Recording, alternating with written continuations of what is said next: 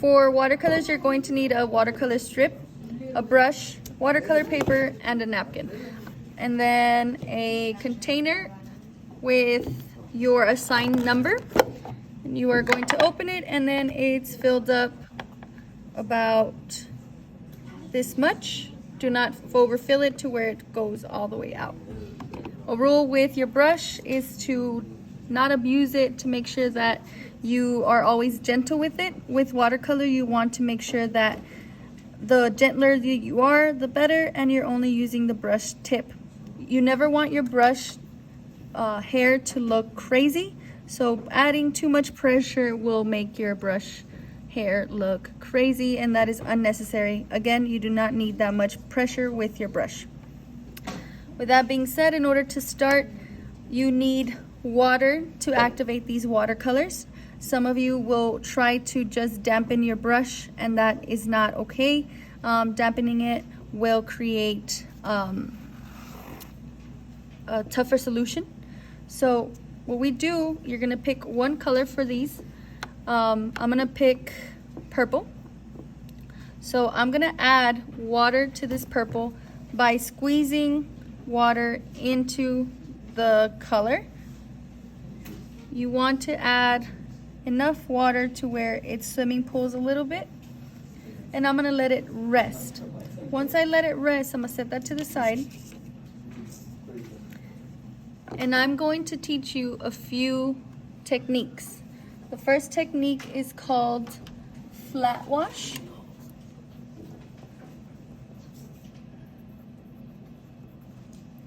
So what a flat wash is, it incorporates wet color and wet brush, and it will give you the same shade.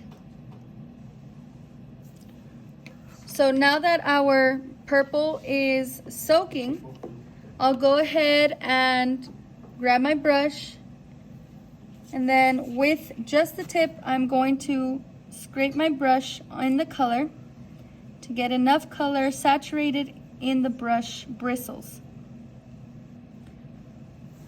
I go ahead and drag my brush across the page, and I try to get the same color everywhere. I do not dip my brush back, and I want it as even as possible. Now, some things that can go wrong is you can probably add too much water to this, and it'll just make it a lot pooled of water in one area. Or you can add a little bit of color, and then you don't have that much color to work with. The second technique is called a wet on wet. This technique involves wet paper first, then adding wet color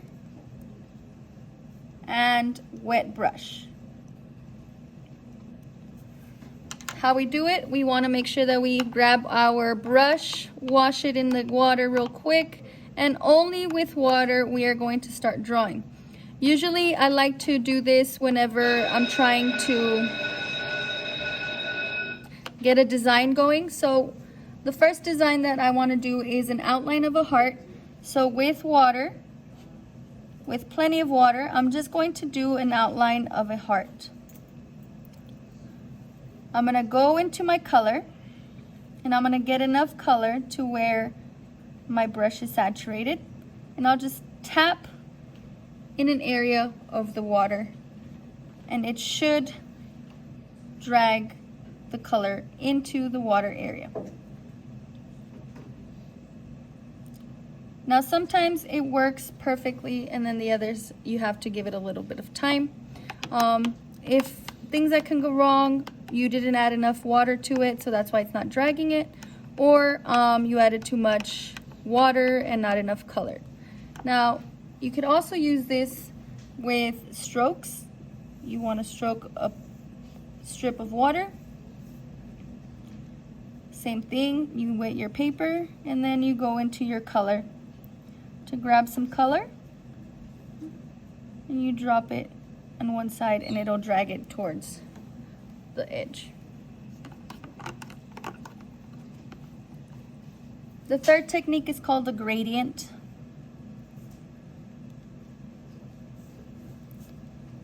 Gradient is just like whenever you are drawing, it goes from dark to medium to light.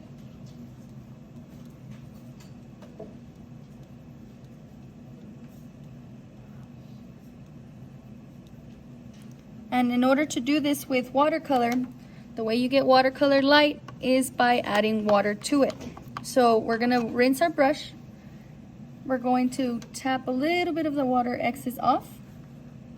We're going to grab our color, and we are going to start off with the darkest gradient, so it'll be dark here. And what we're going to do, we're going to drag sideways. We're going to get a little bit of water, and we're going to drag it out.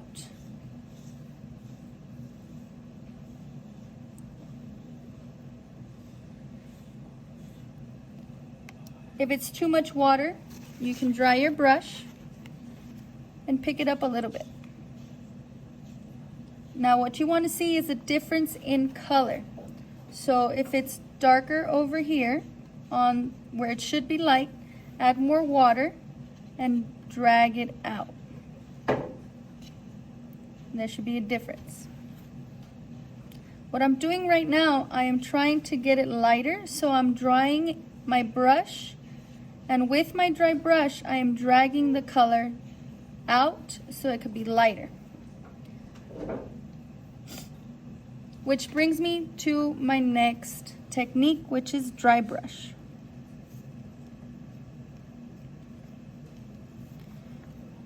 Dry brush is using wet color and a dry brush.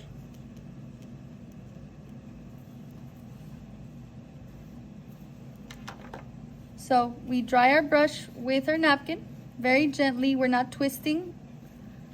Once we have our dried brush, we're going to dip our brush into the color. And what this is going to create is a dark pigment. We use dry brush whenever we need details. Dry brush should be the last technique to be used.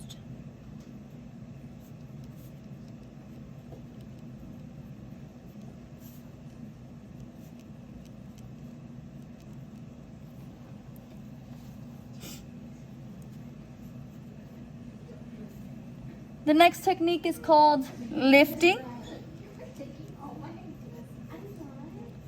What lifting does is correct your mistakes or erase them.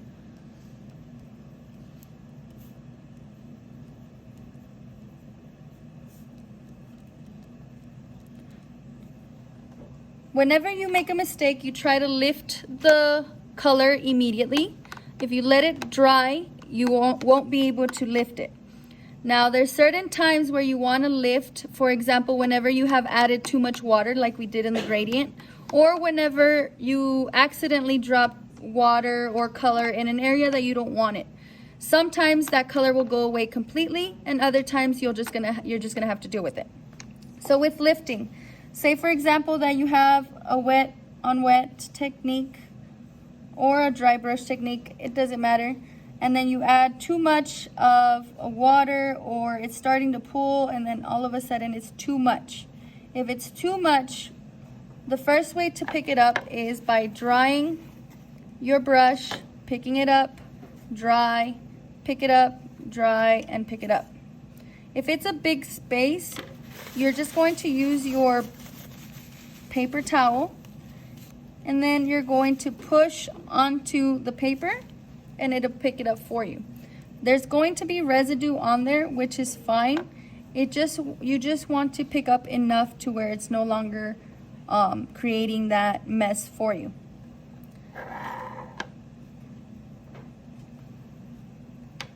Layering is the next technique.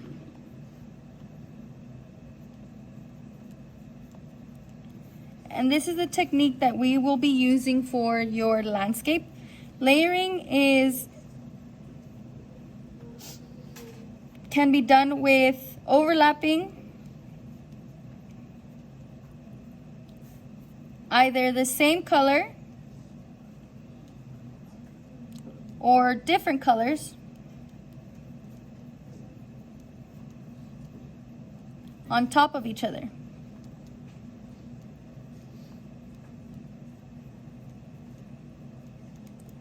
However, you have to let each layer dry before.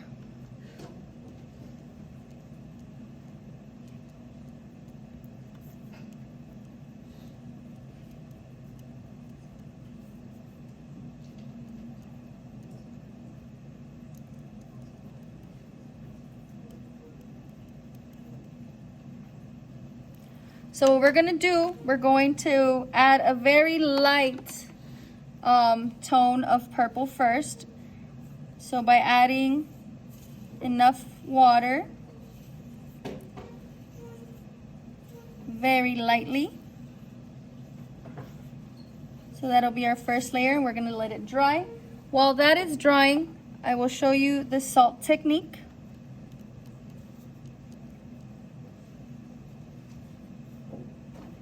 The salt, all it creates is a texture that absorbs the water.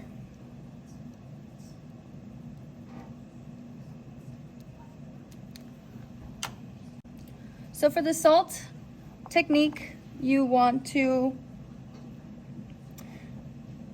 create the same area with your color. Now purple is very pigmented, so this one needs a little bit more water. And I have this really cool brush that you guys can use if you want to. They're available in Michael's. You fill them up with water and then you can use them throughout. These are not expensive either. They're about $4, but they're not necessary. It just makes it a lot easier. So you have your color, you sprinkle a little bit of salt on top of that, and it absorbs the color and water. So once we have the salt, we're gonna go back to our layering. So our first layer should have dried. Now you can layer with the same color. So what we're gonna do, we're going to try to layer. We will layer the first color on top of the second color on top of the first color. We're gonna try to get different tones and different sections. You could also layer with a different color. So I'm gonna use this light blue that I have, and you can layer it, and that creates more of like a shadow type of situation. And you can use it to put colors on top of colors.